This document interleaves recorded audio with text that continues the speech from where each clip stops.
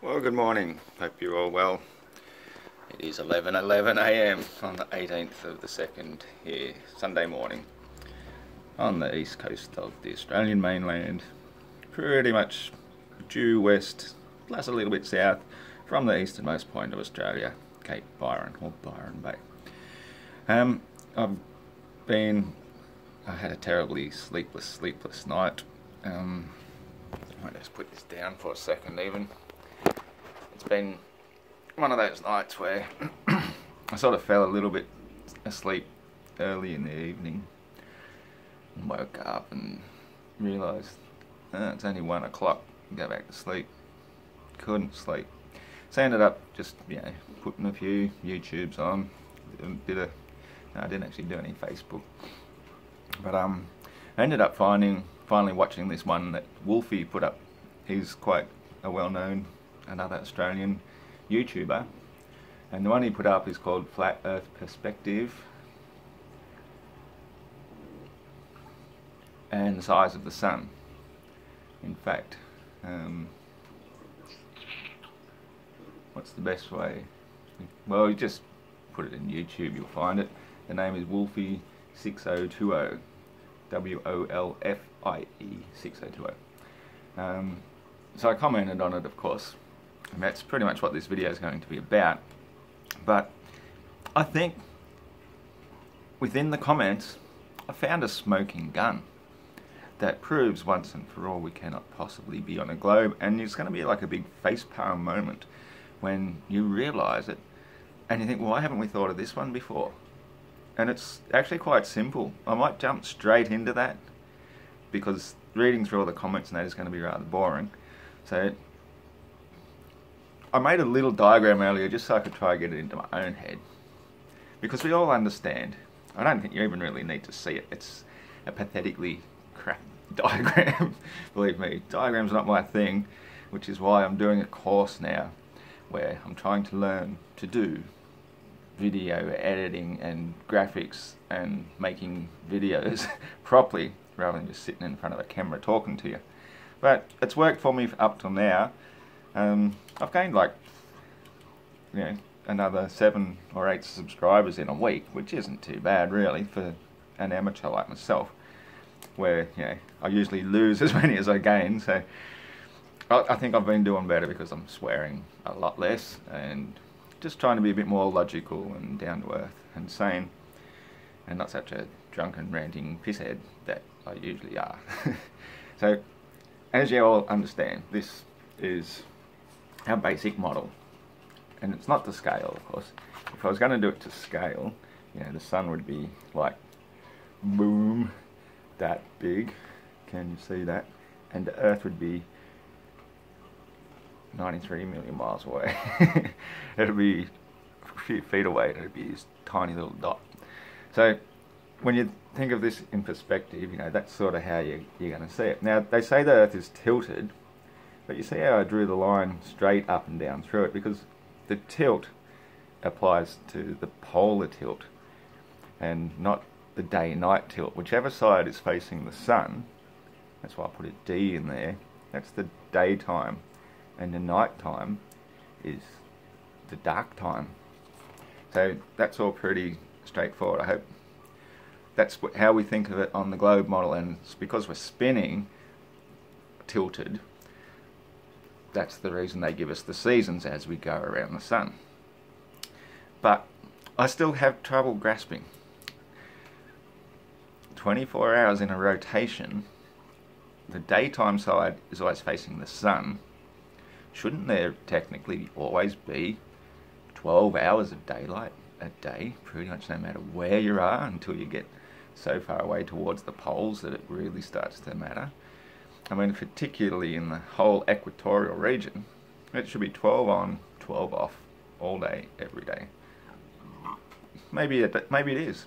I don't know. Have we really ever tested it? It's one of those things I've mentioned, actually, that a lot of the tests that we do, we tend to do them from first world countries, which tend to be further away from the equator. Most of the equatorial countries are generally third world countries.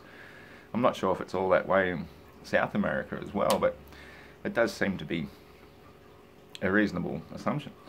So my point is, this was the argument that it's probably easier if I just read the comments and answer them, and we'll get to it. I think that's the easiest way to do it. It's already hot and sweaty, and it's only 11:17. Okay, so my comment, I'll read his introduction. I guess that's fair enough. The observable reality is that the size of the sun does not change as it sets. This contradicts what would occur on a flat Earth if the sun was moving further away. Perspective will result in objects appearing smaller as they move further away from you. The sun should get smaller if the Earth was flat. In reality, it does not. The sun is clearly not moving above a flat Earth. Any flat Earth channel that shows you an unfiltered sun appearing to shrink is either being naive or deliberately dishonest.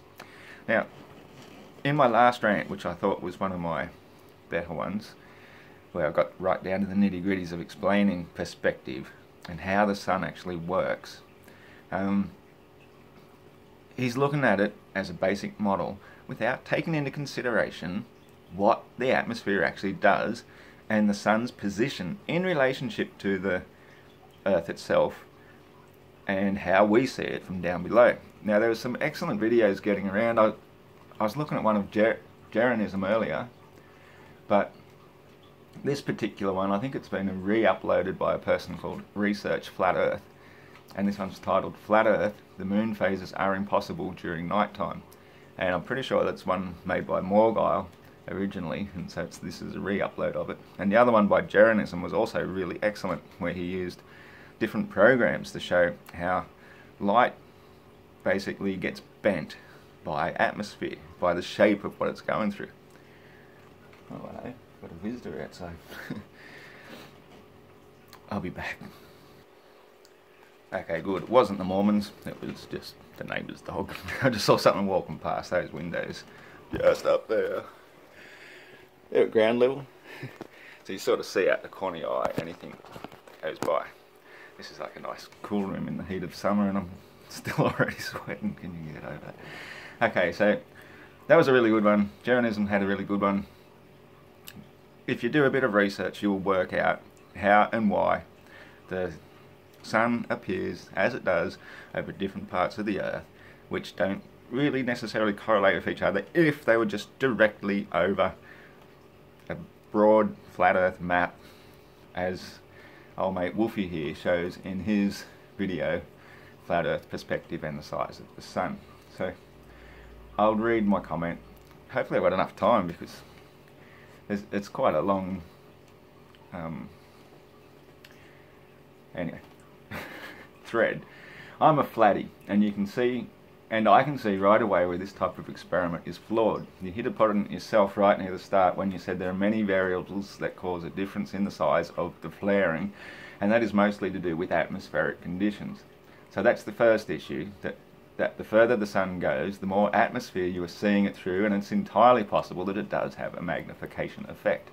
But even ruling that out, see, I'm not saying that's the cause, I'm saying it's possible.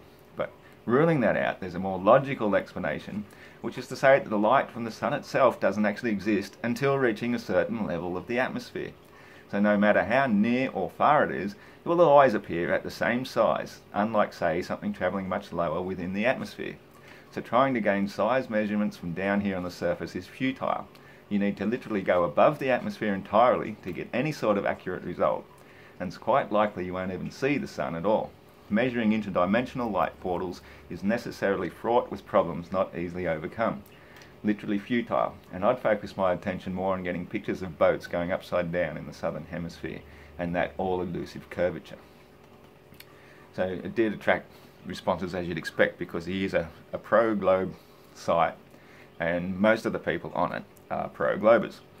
I'm obviously not. I've seen through the lie. I can't possibly see how it could possibly be a globe.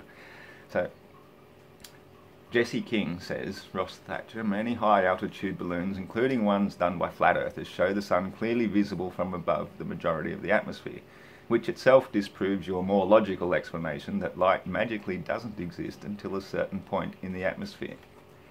Now, I thought that was a brilliant one. In fact, I even found this one which coincided perfectly. I'm just going to hit play on it and point the camera at that while we're yakking. Hopefully it will show. So yes, light does exist, but look how dark this sky is. Hang on a sec. We don't need to hear all that. Look how dark the sky is, how bright the sun is, and how near the sun is.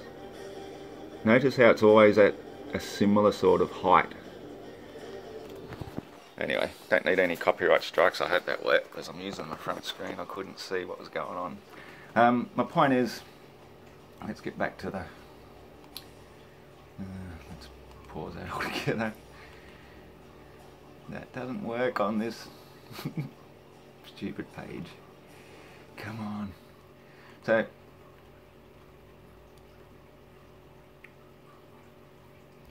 light magically doesn't exist until a certain point in the atmosphere. So you could see the atmosphere is black until it hit the clouds. That's the first point of reference of light existing altogether. And I would suggest that it's the atmosphere itself, when it's not clouds, the actual gases, that give the sky the blue appearance when the light hits it.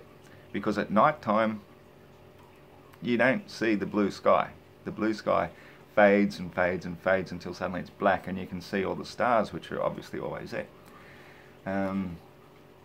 So that was one I responded to. I'll go straight to the response, where I said, good point. Nearly all these high altitudes balloons you speak of capture the sun at a relatively low height and always above the horizon. Where's one ever showing the sun setting? That's a smoking gun in itself. Have you ever seen one of those videos with the sun setting? I asked that on the actual video and not a single response. Think about it. Have you ever seen one? Have you ever seen one where it's night time, where the sun isn't even visible? So that is pretty good evidence. The moon is actually good proof that the sun never sets but vanishes due to distance perspective and the fact that the ground horizon is very near to the observer. But the moon, not subject to the same conditions we are, way down here below, can stay illuminated by the sun at all times. When they're directly opposite each other, I won't go into all of that because it's just describing moon phases. Now, which other one did I respond to? This is going to be tedious, honestly. I'm just going to get straight to the point. I'll find the one...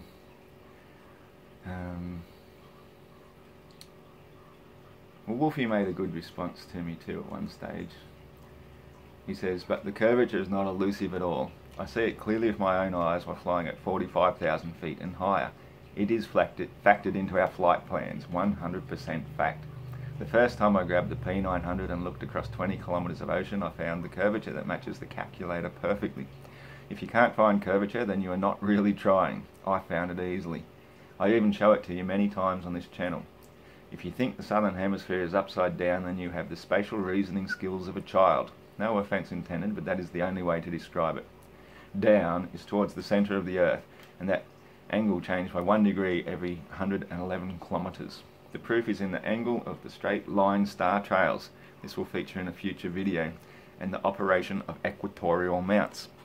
Now, I didn't respond to all of that because, you know, it was 4:30 in the morning by the time I got to all this. And there's a few things that I will address right now. This thing about down is towards the centre of the Earth. That's irrelevant if we see an image of Earth from space, as we've been shown quite a few of. We've been told they're all stitched together, but the Apollo landing ones are supposed to have been real.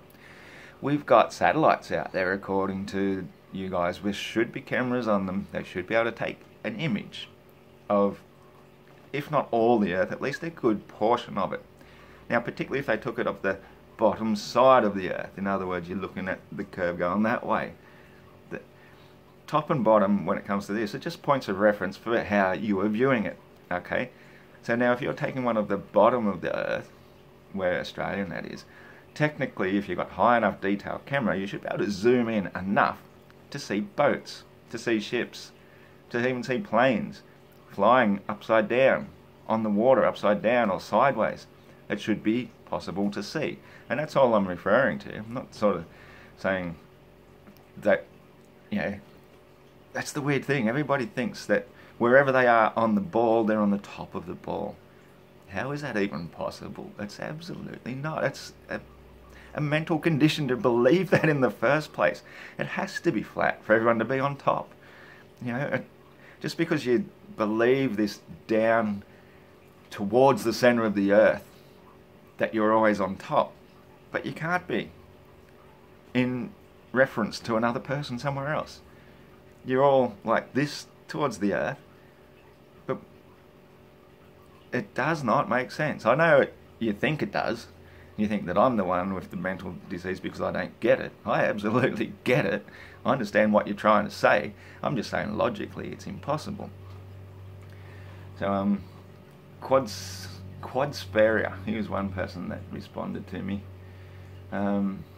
Tells me to look up a nautical almanac from the 18th century and compare it with a 2018 almanac. No, scanning.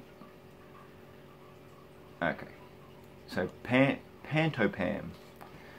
He's responding to me, and this is a quote he took from me where I should actually find where I said it. Here's what I said. It's a response to him earlier. Pantopam. Pantopam. It's simply a given fact that the true nature of light is very poorly understood. I've seen some very enlightening, no pun intended, demonstrations of the probable cause of the way the light from the sun is literally bent and expanded as it moves up and down, in the same place above a glassed or domed glass lens. That's one of the ones that Jeranism has done as well, where you take a glass domed lens, put it on over the flat map, and as you shine a light on it, the pencil beam light, which represents the sun, how it's seen, as you move it down, the light expands and fills out the whole outer edge. And as it goes up, the light shrinks and goes in towards the centre. So as it's going around the earth, slowly moving up and down, that is what's somehow causing the bending of the light and giving us strange seasons, which do make sense according to the globe, but can also make much more sense on the flat if we understand how atmospheric bending and lensing and all that sort of stuff works. So, excuse me while I have some coffee. According to cosmologists, the sun is said to be furthest away during the northern hemisphere's summer. This is entirely consistent with the flat earth model, where the sun moves up and down throughout the year, 6 months to the top where it's northern summer, 6 months back down to December 22nd, which is the southern summer. That's the solstices. It explains why we have longer, hotter summer here on the outer, south side of the equator, tempered by being mostly ocean, and why the sun appears to move north towards the centre of the plane during our winter. So according to this dome model, the light doesn't exist until it refracts through it, thus keeping the size always consistent from every viewpoint. And to make it even more difficult to measure and gauge its size and distance, it will never appear to be in the same location at the same time from two different viewpoints. Yes, the moon is literally impossible on the globe. If you understand the various speeds it requires for the heliocentric cult model to work, we must be spinning at 1,040 miles per hour at the equator, orbiting around the sun at 66,600 miles per hour as the sun shoots through the galaxy at 500,000 miles an hour as the galaxy is orbiting the great attractor at 2.2 million miles each and every hour. For the moon to appear to be gently wafting around us, always showing the same face, the incredible speeds it must actually be going are so phenomenal it's completely absurd. Anyone who applies logic and common sense knows that the moon, according to cosmology, should not be there, but it is. Easily explained over the flat earth reality, completely impossible on the sun worshippers' heliocentric lie. So he says, quoting me, it's simply a given fact that the true nature of light is very poorly understood. Citation needed. More assertions with no justifications. Longer, hotter summer. Longer than what? The northern hemisphere? That's a lie if you claim that. They might be hotter, I'll give you that, but that's irrelevant. No, it's not irrelevant. It's completely relevant because on the globe model, each hemisphere gets exactly the same amount of sun at opposite times of the year according to the model. And if the southern part is nearly more ocean, our temperatures should be more consistent, not so hot. We shouldn't get hotter summers. It's not logical on the globe, it's completely illogical. We've got Antarctica, which is a massive body of ice. far bigger than the northern pole, which is just, you know, said to be even some frozen lands and stuff, perhaps around a magnetic centre. Nobody really knows too much about that because it's always blacked out on satellite photos. So to say that it's irrelevant, it's not. It's actually highly relevant if you're trying to prove it on a globe. This is entirely consistent with a flat earth model where the sun moves up and down throughout the year to create the seasons. That's him quoting me. So once again, how does the sun move? What causes this? Where is your proper modelling showing that this alleged up and down ad hoc motions explains anything? Why are you not presenting any of this? I think I know why, because it doesn't exist. Well, I've explained it. I explained it very, very well in my previous rant, the Happy Flat Earth Lunar Year rant, where I explained all of how the sun works by moving up and down, the atmospheric lensing, and with plenty of other backup evidence. Let's see, can your ad hoc up-down sun explain perfectly these things? 1. The direction the sun sets any day, anywhere on Earth. Yeah, it's relevant to the viewer. It sets in the west. The length of day at any time of the year, anywhere on Earth. Yeah, as it moves down to the south, we get longer daylight hours, and because it's so far from the north, you get shorter ones. As it goes back up again, it appears more in the north, so you get longer ones, we get shorter ones. It can all be mapped out. You don't have to know every last final detail of that. The altitude angle of the sun any day or any part of the year and everywhere on Earth. For example, please make a prediction of how dark it will be at 60 degrees latitude in midsummer. My prediction is that the sun is only 6 degrees below the horizon, hence it doesn't get dark. And voila, it matches. Yeah, although I've just explained that. It's easy to follow if you understand we're probably within a dome and that the sunlight doesn't even exist until it hits us. I can predict all those on a globe. Shouldn't that tell you something if a model so conveniently explains everything to great accuracy? And you FEs have nothing. You don't make predictions, you do no science, and then criticise someone who does. It's quite entertaining to see how you struggle to understand anything and yet you think you peeps are something. Quoting me, yes, the moon is literally impossible on the globe if you don't understand the various speeds it requires for the heliocentric cult model to work. Absolutely wrong. You're just demonstrating your own ignorance. The galaxy part is an association fallacy. So, you know, the things that they say we actually do are an association fallacy. That all this movement is irrelevant. But even if you subscribe to the galaxy movement, what is the problem? I'm asking, because virtually every time someone claims this, it only shows their complete non-existent understanding of relative motion. Let's hope you're not one of those, so please enlighten me. And only with the 1,040 miles per hour and 66,600 miles per hour, it's still possible. Relative motion is once again the thing. Show me you actually properly understand it, or please give some details of the impossibility. You keep talking about common sense and yet you fail to actually apply it miserably, even though in your delusion you think you actually here possess common sense. So my response to Wolfie, mate, no offence, but there are hundreds of high altitude balloon flights going as much as 120,000 feet, showing it to be perfectly flat, as the one I just showed you. Why should I believe your word over what I've seen proven so many times? If you think the southern hemisphere is upside down, you have the spatial reasoning skills of a child. No offence intended, that's the only way to describe it. From the point of view of a satellite image, there will always be a top and bottom side to the image. I would like to see a real photo showing a boat actually appearing to be sideways or upside down from the perspective of the photographer. But none of those stitched together photo images ever do or will, because they're all made from strips over the flat earth. I admire your tenacity to cling to a false belief, but everything you think you are tracking works perfectly well over the flat earth, and star trails going in circles would be completely impossible from a spinning ball except from directly at the poles. And I didn't mention this, I'm quickly running out of time here, but in his comment when he says the proof is in the angle of straight star lines, which will feature in a future video, and the operation of equatorial mounts. Now why would you call them equatorial?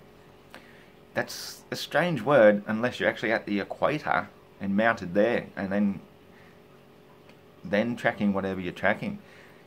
I talked about it with another dude before on something else. Equatorial, it's an odd word to be using. You know, because according to the flat earth, the sun is always going around the equator, perfectly around the equator. Twice a year it is at the meridian of its up and downness, and that's when we have an equinox, equal days in both the inside and outside of the equator. But then as it keeps moving, it's 2 minutes difference either side, morning and night, so it's a total of 4 minutes difference each day. So to say equatorial mounts is quite an odd one, and he's saying here in the angle of straight line star trails. What about all those images showing perfect circles? There's thousands of images of people with time-lapse actually capturing not straight lines, circles, lots and lots and lots. That's okay. So I admire your tenacity, yeah, but yeah, it'd be completely impossible to do so on a spinning ball to make these circles unless you actually were directly at the poles. Nobody ever stops to think about that. If you aligned a camera on a spinning ball, pointing it outwards, you're only going to get straight lines, especially if it's not tracking, but actually pointing at a fixed point, like they say Polaris or that invisible one in the south is. So I had to respond to this pan-to-pan. Relative is a highly overused word which is used to deny reality and replace it with a formula that would only make sense if only it were true. In other words, it's flat out lying. I'm not going to type out a response to the rest. Click on my channel and you'll see my detailed explanation in my most recent upload. Happy Lunar New Year or something. It's 4:37 a.m. here. I'm tired. I still am. I did manage to get about another hour's sleep, but it was broken sleep with weird dreams.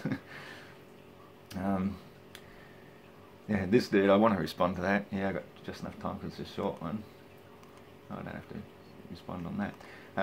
Kevin Mann says, Ross Thatcher using atmosphere to support your FE argument is self-incriminating. There would be no such thing on flat Earth. Atmosphere. Mid-17th century, from modern Latin atmosphera. From Greek atmos, vapor, plus sphera, ball, globe. Well, no, it doesn't necessarily have to be. The sphere could still be a half sphere because that's all you can ever observe at a time. This complete sphere is just an assumption. Doesn't mean it actually exists, because you really think the ancient Greeks travelled all around the world? You know, went right around the South Pole? I don't think so. There's a few here that I'm not responding to. I think I've just stuck to Panto-Pam. It's clear to me that you can't explain anything about the ad hoc movement of the sun, nor can you make any valid predictions about day length, sunrise and sunset directions, how dark it will be during midnight, etc. I'm not surprised though. I challenged you to make actual predictions using your model and you completely omitted that. The reason to anyone of half a brain should be clear, because you're utterly incapable of it. It's not only about your incompetence, it's also because the idea of flat Earth is outdated rubbish. Actually, no, that's the globe Earth, mate. It's the outdated rubbish. It's coming from 2,000 years ago, from ancient Greek philosophers, measuring shadows of sticks. This is the modern age. We can observe. We can zoom in on boats that we thought had disappeared over curvature. You know, get with the times. We can see the stars actually spin around us, and we can use time-lapse photography to prove they go in perfect circles. That's impossible on a spinning ball going sideways around the sun. We can measure time exactly with 24-hour clocks to prove that, yes, of course the sun appears overhead at midday because it's going around us over a flat Earth, not because we're on the other side of it 6 months later facing the direct opposite way and still thinking that our shadow clock is going to tell us when midday is, because our fixed time clocks tell us midday is facing the opposite direction in the middle of the night. So get with the modern times. Thank you very much. Star trails will be oval on the flat Earth except at the exact North Pole. Simple logic. I don't get that one. I look at Orion or Winter and observe how it goes more and more west every day until I don't see it anymore. So, yep. Ah, here it is. Quadsphere. Ross Thatcher. No, the fact is, light is very well understood. You might not understand it, but don't impart your ignorance on others. Yeah, Jonathan German actually responded here too. I didn't see that. I went to your channel for the first time for that video you mentioned and heard you talking about the moon and her light being cold.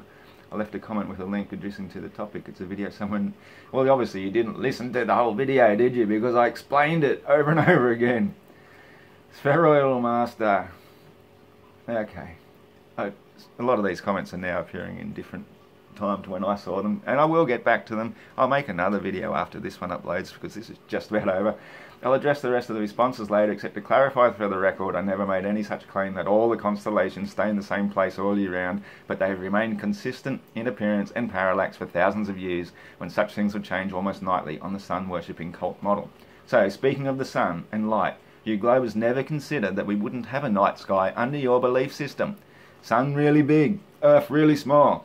How could such a tiny ball, millions of miles away from the giant sun, block out the entire night sky from all that sunlight? You claim to know how light works, so where is all that sunlight at night? Obviously, space must be black, void of light, and it only exists when the visible atmosphere captures it for the observer. If it always existed, there'd be no night sky because it's far from sufficient to block out all that light. Bam. So they think this invisible line down through there, that was close, down through there, actually that's probably about where it is, means everybody on that side looking away from the sun doesn't see any light whatsoever, and you see all the stars. That's the belief of the globe model, that somehow magically sunlight illuminates the entire Earth, is massive, it is huge, it is millions of miles away, but we can only see its light when we're looking at it. Everywhere else has disappeared. How does that make sense? The Earth is tiny. How does this tiny Earth block out all that sunlight spreading out in all those directions? End of video.